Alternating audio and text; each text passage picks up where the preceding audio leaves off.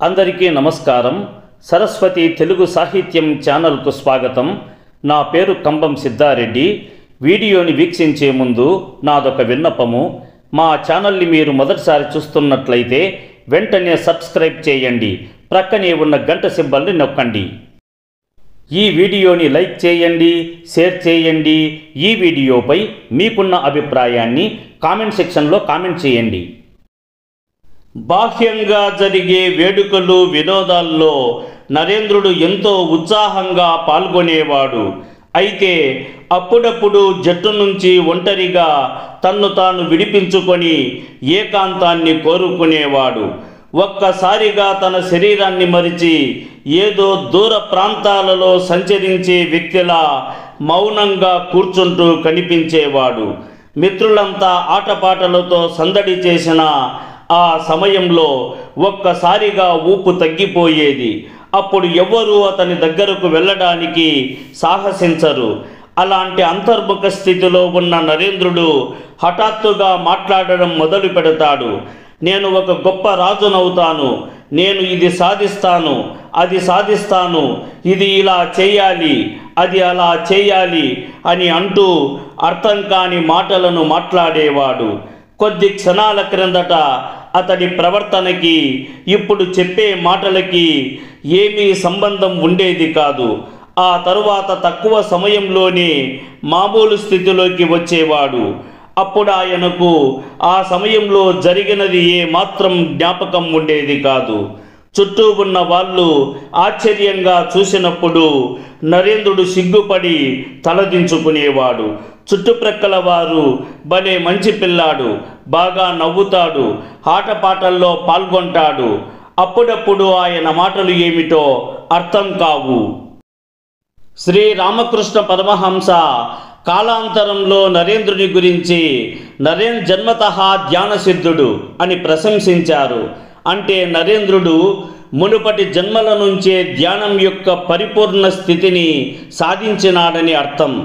గత జన్మలలో అతడు తీవ్రమైన ఏకాగ్రతతో ధ్యానం చేసేందుకు అలవాటు పడినందువల్లే ఈ జన్మలోనూ అతడికి ధ్యాన స్థితి సహజంగా లభించినది. నరేంద్రుడు 7 ఏళ్ల వయస్సులో ఉన్నప్పుడే ఒక అద్భుతమైన ఘటన చోటు చేసుకుంది. ఒకసారి అతడు మైమరిచి పరిసరాల సంగతి మరచిపోయి ధ్యానంలో లీనమై ఉండగా అతడి ప్రక్కన ఒక త్రాచుపాము వచ్చి పడగ విప్పి నిలిచింది. అయినా కూడా నరేంద్రుడు భయపడక మౌనంగా ధ్యానావస్థలో కొనసాగడం సామాన్యమైన విషయం కాదు. ఇది అతడిలో ధ్యానశక్తి ఎంత గాఢమైనదో స్పష్టంగా తెలియజేస్తుంది. కాలక్రమంలో నరేంద్రుని ధ్యానం మరింత లోతుగా తీవ్రతరమైనది. ఇది కేవలం సాధన చేసి వచ్చే ఒక సాధారణ అభ్యాసం కాదు. ధ్యానం అతడి సహజ స్వభావంగా మారిపోయింది. సాధారణ ప్రజలు సాధన చేసి మెల్లగా చేరుకునే స్థితిని నరేంద్రుడు జన్మతః సంపాదించాడు.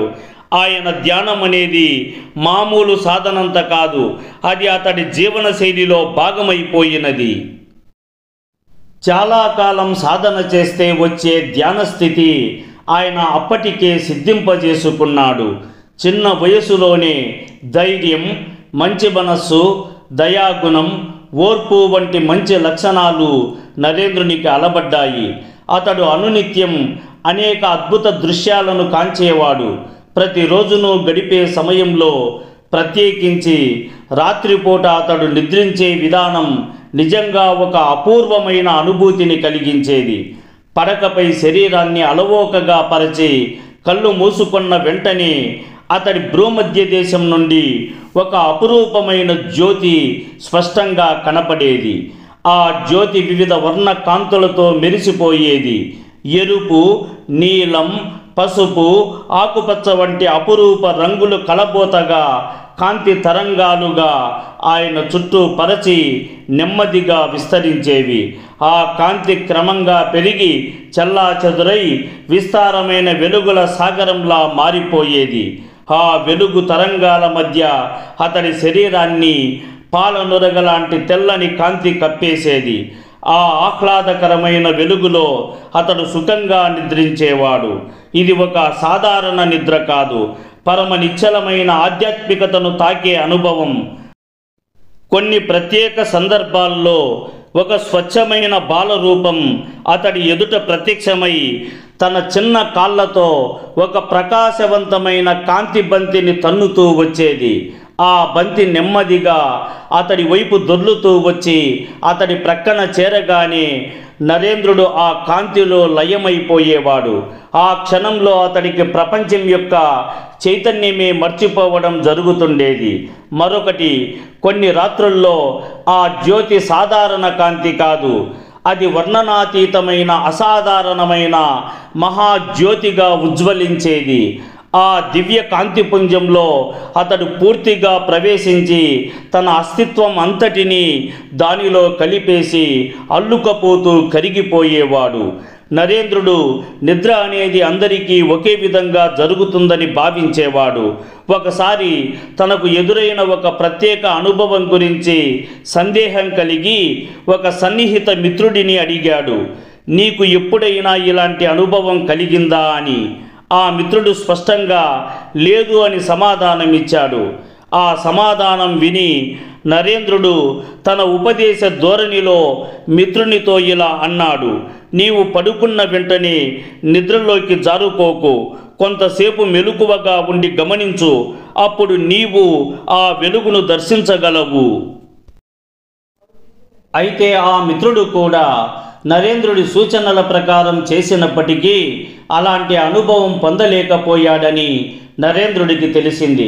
అప్పుడు నరేంద్రుడికి స్పష్టంగా అర్థమయ్యింది, ఇది ఒక సాధారణ అనుభవం కాదు, ప్రత్యేకంగా తనకే లభించిన అనుభవం. ఈ విషయాన్ని తెలుసుకున్న తరువాత నరేంద్రుడు దీనిని గూర్చి ఇంకెవరితోనూ చర్చించలేదు. మౌనంగా తన అనుభవాన్ని హృదయంలో దాచుకున్నాడు. ఒక వ్యక్తిలో అనేక రకాల శ్రేష్టమైన సంస్కారాలు ఉండగలవు, అతడిలో అపారమైన శక్తి సామర్థ్యాలు బయటపడగలవు, మిక్కిలి ప్రతిభ కూడా పొందవచ్చు. అయితే వీటన్నిటికీ మూలమైన ఒక గొప్ప విశిష్ట సంస్కారం ఒకటి ప్రకాశిస్తూ ఉంటుంది. అదే సంస్కారం వ్యక్తిని నిర్వచిస్తుంది. ఆ సంస్కారమే అతడెవరో నిర్ణయిస్తుంది. అతడి జీవితం ఏ దిశగా సాగిపోతుందో నిర్ణయిస్తుంది. ఇలాంటి విశేష లక్షణాలు నరేంద్రుడికి బాల్య దశలోనే స్పష్టంగా కనిపించాయి. చిన్న వయస్సులోనే ఆయనలో ఎన్నో మంచి గుణాలు పరిమళించాయి. అయితే వీటన్నిటిలో అత్యంత ప్రత్యేకమైన గుణం అంతర్ముఖత, జీవితాన్ని లోతుగా పరిశీలించే స్వభావం నరేంద్రుడిలో ప్రత్యేకంగా కనిపించింది.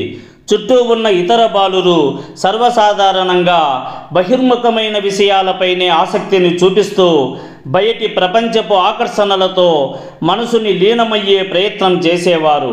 కానీ నరేంద్రుడు మాత్రం భిన్నంగా జీవితాన్ని అంతర్ముఖ దృష్టితో పరిశీలించాడు. తన మనస్సును బయటి విషయాల వైపు కాక లోతైన అంతరాంతరాల వైపు మలిచాడు. ధ్యానంలో తాను లయించిపోయే ప్రయత్నం చేశాడు.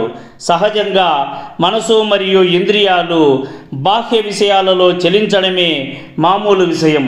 కానీ అరుదుగా ఎవరో ఒక గొప్ప వివేకవంతుడు మాత్రమే అమరమైన దివ్య జీవితాన్ని కోరుకుంటూ తన మనస్సును బాహ్య ప్రపంచం నుంచి తిప్పి అంతర్ముఖత వైపు మలిచినప్పుడు ఆత్మానుభూతిని పొందుతాడని ఉపనిషత్తులు పేర్కొంటాయి. అటువంటి అరుదైన స్థితిని చిన్న వయసులోనే నరేంద్రుడు పొందడం అనేది అసాధారణ విషయం.